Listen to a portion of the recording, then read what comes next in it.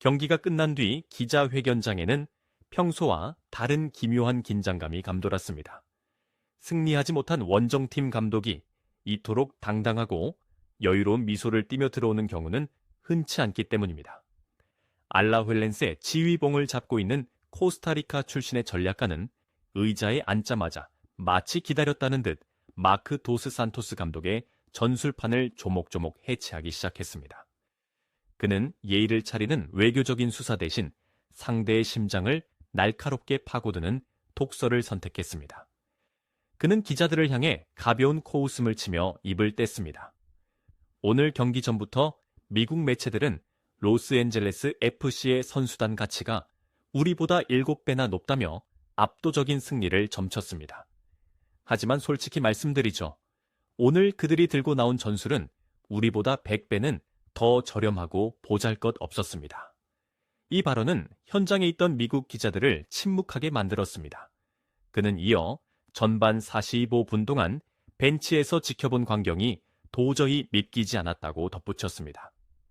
세계 최고의 득점 기계인 손흥민을 센터백과 나란히 세워놓고 볼 배급이나 시키는 모습을 보며 제 눈을 의심했습니다. 도스 산토스 감독은 제정신입니까? 그의 분석은 구체적이고도 잔인했습니다. 프리미어리그 득점왕 출신이자 양발 슈팅 능력과 폭발적인 스피드를 가진 살인적인 공격수를 경기장 가장 깊은 곳인 수비 라인 근처에 가둬두는 것은 전술적 무능의 극치라는 지적이었습니다. 손흥민은 페널티 박스 근처에서 공을 잡았을 때 전 세계에서 가장 무서운 선수입니다. 그런데 그런 선수를 중앙 미드필더나 수비수처럼 부려먹으며 체력을 낭비하게 만들더군요. 이것은 삼류 아마추어 감독이나 저지를 법한 전형적인 실수입니다.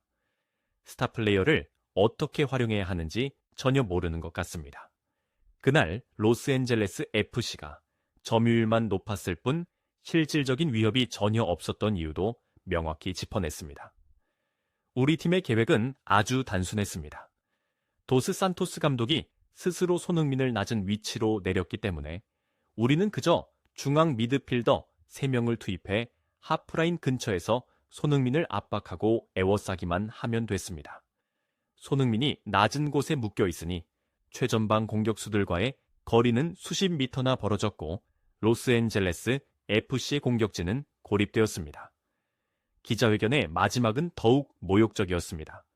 그는 마치 수억 원짜리 페라리를 사놓고 뒷좌석에 무거운 짐만 가득 싣는 꼴입니다.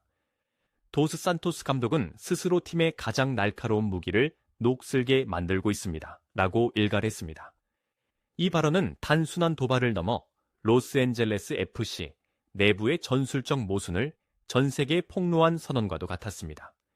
상대팀 감독에게 전술적으로 완전히 읽혔다는 사실, 그리고 그로부터 아마추어라는 모욕적인 평가를 들었다는 사실에 로스앤젤레스 FC 팬들에게 씻을 수 없는 굴욕감을 안겨주었습니다.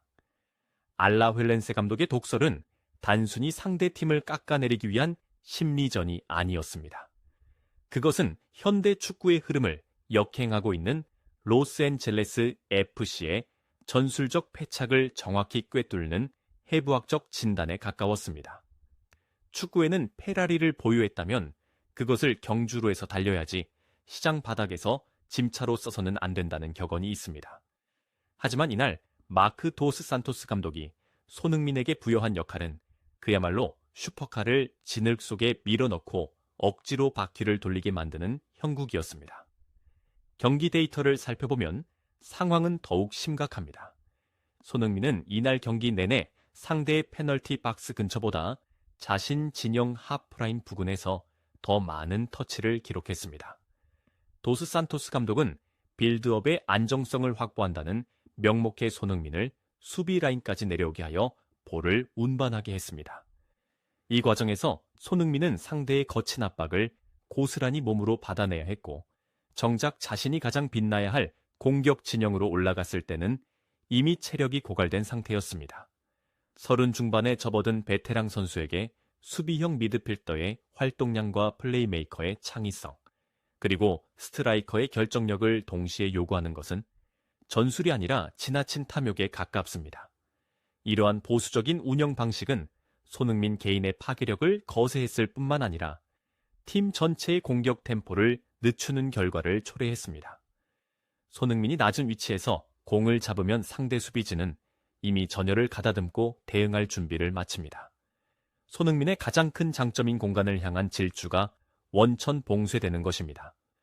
공격수가 공을 잡았을 때 이미 앞에 수비벽이 겹겹이 쌓여 있다면 세계 그 어떤 공격수라도 마법을 부릴 수 없습니다. 도스 산토스 감독은 손흥민의 발을 스스로 묶어버림으로써 상대 수비수들에게 가장 편안한 저녁 시간을 선물한 셈입니다. 현지 전문가들은 이를 두고 도스 산토스의 전술적 상상력 부재가 낳은 비극이라고 비판합니다. 현대 축구에서 전술의 핵심은 에이스가 가장 편하게 공을 잡고 공격에 집중할 수 있는 환경을 조성하는 데 있습니다. 그러나 도스 산토스는 오히려 손흥민에게 팀의 모든 구멍을 메우는 땜질용 역할을 맡겼습니다. 수비가 불안하면 손흥민을 내리고 중원이 막히면 손흥민을 불러들였습니다. 이는 단기적으로는 점유율을 높여줄지 몰라도 장기적으로는 손흥민의 신체적 능력을 갉아먹고 팀의 득점력을 마비시키는 독약이 되고 있습니다. 결국 이 페라리 짐차 전술은 로스앤젤레스 FC가 가진 잠재력을 스스로 파괴하고 있습니다. 팬들은 손흥민의 시원한 중거리 슛과 뒷공간 침투를 보기 위해 비싼 입장료를 지불합니다. 하지만 감독의 고집스러운 전술 아래에서 팬들이 목격한 것은 자기 진영에서 고군분투하며 공을 돌리는 지친 영웅의 모습뿐이었습니다. 이러한 전술적 과오는 단순한 무승부를 넘어 팀의 정체성과 팬들의 신뢰를 뿌리째 흔들고 있습니다. 전술적 패착의 결과는 단지 손흥민 한 명의 부진으로 끝나지 않았습니다. 축구는 유기적으로 연결된 스포츠이며 팀의 심장부인 손흥민이 낮은 지점에 묶이면서 로스앤젤레스 FC의 공격 라인 전체가 도미노처럼 무너져 내렸습니다. 특히 팀의 또 다른 핵심 공격수인 데니스 부앙가는 이날 경기에서 마치 투명 인간처럼 보일 정도로 철저히 고립되었습니다. 지난 시즌 손흥민과의 환상적인 호흡을 자랑하며 리그를 평정했던 부앙가의 날카로움은 어디에서도 찾아볼 수 없었습니다. 이유는 명확했습니다. 알라후엘렌세 감독이 기자회견에서 지적했듯이 손흥민이 수비 라인까지 내려가 빌드업에 관여하면서 공격진과 미드필더진 사이에는 거대한 공백, 즉 데드존이 형성되었습니다.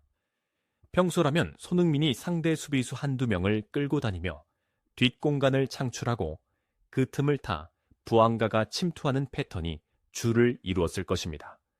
하지만 손흥민이 하프라인 아래에 머물자 상대 수비진은 아무런 압박 없이 부앙가만을 집중 견제할 수 있었습니다. 부앙가는 전반 내내 단 한 번의 유효 슈팅도 기록하지 못한 채 외롭게 전방을 서성여야 했습니다. 이러한 불균형은 로스앤젤레스 FC가 자랑하던 공격 전개의 역동성을 완전히 앗아갔습니다. 공은 소유하고 있지만 전진하지 못하는 유자형 빌드업이 반복되었습니다.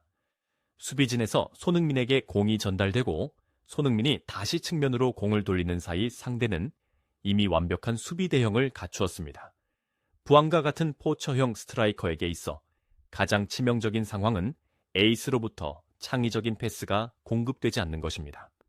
손흥민과 부앙가 사이의 거리가 30m 이상 벌어지면서 두 선수의 시너지는커녕 각자의 장점조차 발휘할 수 없는 구조적 모순이 발생한 것입니다. 알라후엘렌세의 수비진은 로스앤젤레스 FC의 이러한 전술적 자학을 놓치지 않았습니다. 그들은 손흥민이 공을 잡으면 무리해서 뺏으려 하기보다 그가 전방으로 연결할 수 있는 길목을 차단하는 데 주력했습니다. 결국 손흥민은 무의미한 횡패스를 반복할 수밖에 없었고 전방의 공격수들은 배고픈 사냥개처럼 공을 기다리다 지쳐갔습니다. 이는 단순히 한 경기의 부진이 아니라 마크 도스 산토스 감독이 설정한 시스템 자체가 공격진의 파괴력을 스스로 억제하고 있음을 증명하는 대목입니다. 결국 전반전 내내 보여준 로스앤젤레스 FC의 공격은 영혼 없는 점유율의 전형이었습니다. 수억 달러 가치의 공격진을 보유하고도 코스타리카 클럽의 두터운 수비벽 앞에 무기력하게 무너지는 모습은 지켜보는 팬들에게 큰 고통이었습니다. 시스템이 에이스를 돕지 못하고 오히려 에이스가 시스템의 구멍을 메우느라 에너지를 소진하는 비정상적인 구조. 그 속에서 데니스 부앙가의 침묵은 로스앤젤레스 FC가 처한 전술적 파산 선고와 다름없었습니다. 모든 전술적 지표가 실패를 가리키고 있을 때 결국 축구라는 스포츠가 왜 스타 플레이어의 존재 하나로 정의되는지를 증명하는 순간이 찾아왔습니다. 후반에도 로스앤젤레스 FC의 시스템은 여전히 기능하지 않았고 마크 도스 산토스 감독의 전술은 여전히 답답한 횡패스만을 반복하고 있었습니다. 하지만 그 침묵을 깨뜨린 것은 감독의 지시가 아닌 손흥민이라는 이름이 가진 본능적인 천재성이었습니다. 중원 지역에서 알라휠렌세 선수 3명에게 둘러싸인 차에 강한 압박을 받던 손흥민은 이전까지 보여주었던 안전한 백패스 대신 모험적인 선택을 감행했습니다. 도스 산토스 감독이 주문했던 안정적인 빌드업이라는 족쇄를 스스로 끊어버린 순간이었습니다. 그는 특유의 유연한 바디 페인팅으로 압박을 가하던 수비수 사이를 가볍게 벗겨냈고 무게중심이 무너지는 찰나의 순간에도 시야를 잃지 않았습니다. 이어진 장면은 그야말로 예술이었습니다. 손흥민의 발끝을 떠난 공은 수비수 두 라인 사이의 좁은 틈새를 정교한 궤적으로 파고들었습니다. 마치 자석에 이끌리듯 연결된 이 패스는 전반 내내 고립되어 있던 데니스 부앙가의 발밑에 정확히 배달되었습니다. 상대 수비진은 그 찰나의 공간을 허용한 것에 당황하며 무너졌고 부앙가는 손흥민이 만들어준 완벽한 기회를 놓치지 않고 침착하게 동점골을 터뜨렸습니다. 알라휠렌세 감독조차 경기 후 이 장면만큼은 경의를 표할 수밖에 없었습니다. 그는 우리의 시스템은 완벽했고 도스 산토스의 전술을 완전히 제압했다. 하지만 손흥민의 그 패스 하나는 전술의 영역이 아니었다. 그것은 우리가 통제할 수 없는 신의 영역에 가까운 재능이었다. 라고 고백했습니다. 올 시즌 그의 7번째 도움은 가장 불리한 위치에서 가장 최악의 팀 컨디션 속에서 만들어진 눈물겨운 결과물이었습니다. 이 도움은 단순히 스코어를 1대1로 만든 것 이상의 의미를 가졌습니다. 그것은 감독의 잘못된 지시 속에서도 팀을 구하기 위해 스스로 해결사가 되기를 자처한 베테랑의 책임감이었으며 동시에 자신의 가치를 증명하는 무력 시위였습니다. 하지만 아이러니하게도 이 천재적인 순간은 마크 도스 산토스 감독에게 면죄부가 되었습니다.